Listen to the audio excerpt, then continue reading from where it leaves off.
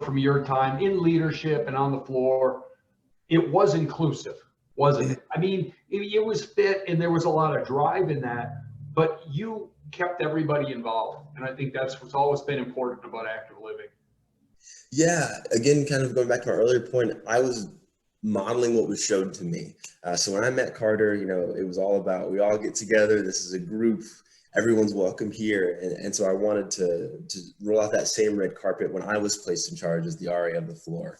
And then again, modeling that same behavior for my predecessor, whoever come after me.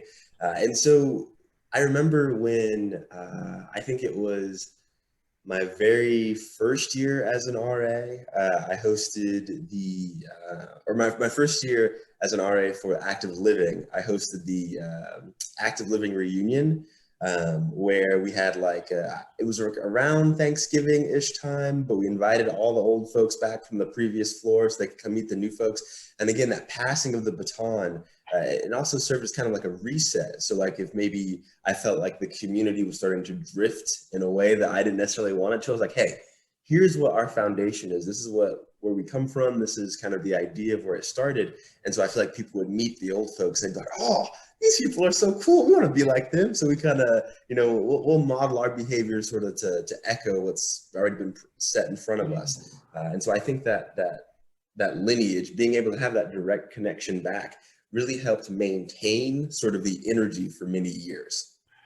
And by the way, I respect you because you respect history. And even what we talked about earlier, it was about what you learned from those before you, and then trying to make that really valuable as active living for the future students. And, it really is important to know. There's that old saying, you can't know where you're going unless you know where you've been. Absolutely. And, and I think you've always done so well at that. And it's just great to think about the history of it. And by the way, I've got to make a link here. And I want to say this in a good way, but I always saw you as an opportunist. Yeah, absolutely. You were never set in what you did in that moment or that time or your area of study. You were always sort of looking for the next opportunity, and you always saw the world as an opportunity. We've had those talks, I remember so clearly. And so talk a little bit about, active living and really what that did to help you set up for where you're at today and what you're doing. Yeah, absolutely. Again, talking about sort of just the energy and the vibe, it was a feeling of there was a hopefulness, like, oh man, this group is so excited, they're so charged.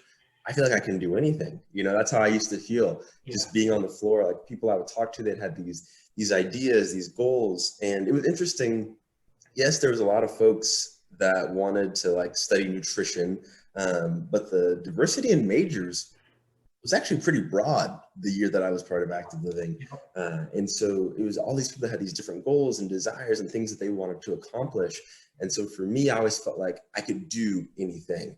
And perspective is so important for people, because if you don't believe that you can do anything, then you're not going to ever take the first step. You have to have the confidence and the courage to take the first step.